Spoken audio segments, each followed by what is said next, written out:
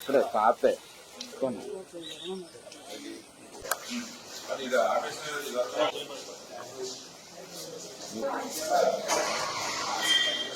Last 5 years save చేసినట్లేదు slab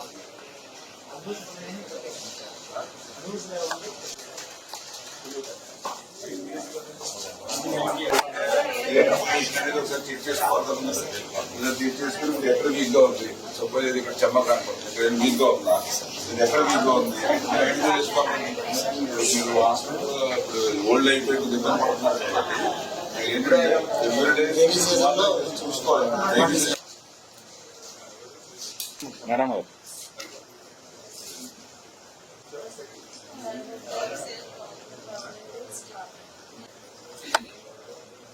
యాక్చువల్గా 1 year లో complete కావాలి.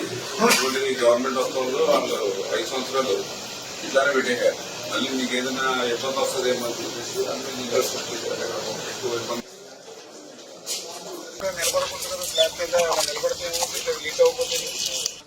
దగ్గర నుంచి చూసుకోండి. ఒకరోజు 2 రోజులు ఎక్కడ ఇలాంటి చుక్క నీరు ఉండకూడదు. దీన్ని ఏం చేస్తారో చూసుకోండి. మీరు ప్లానింగ్ మొన్న సమ్మర్లో మే నెలలో చేసినప్పుడు ఇక్కడ ట్రీట్మెంట్ చేశారు, అక్కడ ట్రీట్మెంట్ చేశారు, సెంటర్లో వదిలేశారు.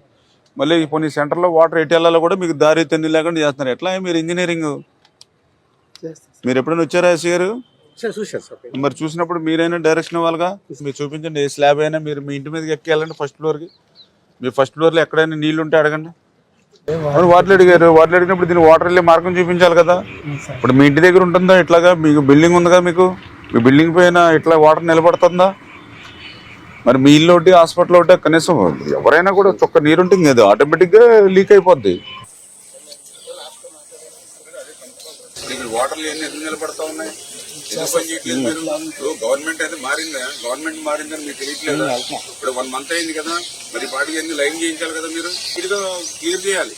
పక్కన హాస్పిటల్ పడిపోయేలాగా ఉంటాయి. మీరు ఏమి చేయకుండా గడ్డి మొలిపించి నీళ్లు పెట్టి చేసి వర్క్ కూడా చేయకుండా అట్లా చేసుకుంటే అట్లాగా.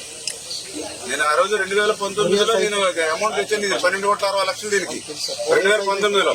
అందులో నేను ఆ రోజు 1 year లో కంప్లీట్ చేయాలి.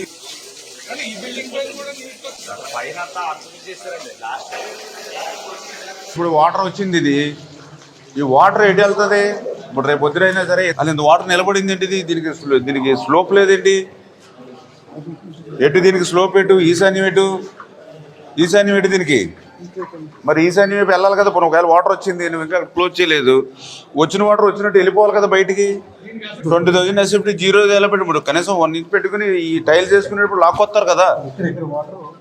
నీకు ఇప్పుడు రేపు పొద్దున ఇప్పుడు నీకు ఇప్పుడు కాదు, ఇప్పుడు వాటర్ క్లోజ్ చేస్తావమ్మా. రేపు పొద్దున ఏదో కడగడానికో క్లీన్ చేయడానికో వాటర్ ఉంటుంది. ఆ వాటర్ అయినా పోవాలి కదా.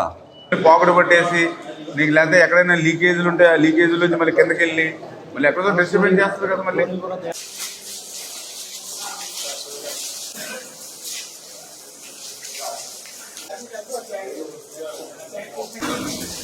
పోతుంది.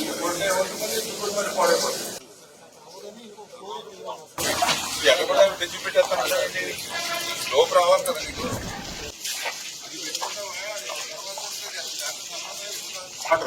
సెంటరింగ్ కట్టినప్పుడు లెవెల్ మెయింటైన్ చేస్తారు. ఎక్కడైనా ఒక సెంటరింగ్ డౌన్ కట్టాడు అనుకోండి, కొంచెం తొక్కింది అనుకోండి, అక్కడ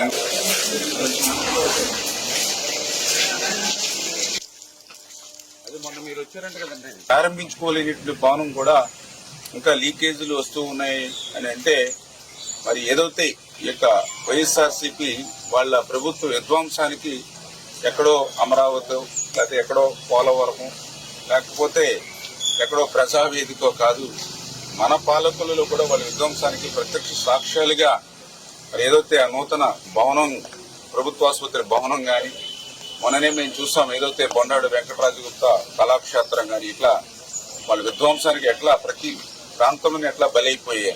పాలకుల ప్రభుత్వ ఆసుపత్రిని 50 పడకల ఆసుపత్రిని మళ్ళీ 100 పడకల ఆసుపత్రిగా పెంచుతూ 12,60,00,000 రూపాయలు కొత్త భవనం నిర్మాణం కోసం ఆ రోజు 3 సంవత్సరాలు తిరిగి ఆ నిధులు మంజూరు చేసుకుని 100 పడకల ఆసుపత్రిగా దీన్ని అప్గ్రేడ్ చేసుకోవడం జరిగింది. ఆ రోజు చాలా క్లియర్ గా టెండర్ లో కూడా అగ్రిమెంట్ లో కూడా ఏదైతే కొత్త బిల్డింగ్ ఏదైతే ఉందో అది సంవత్సరంలో పూర్తవ్వాలని చెప్పేసి ఆ రోజు మేము అగ్రిమెంట్ లో కూడా మరి పెట్టుకోవడం జరిగింది.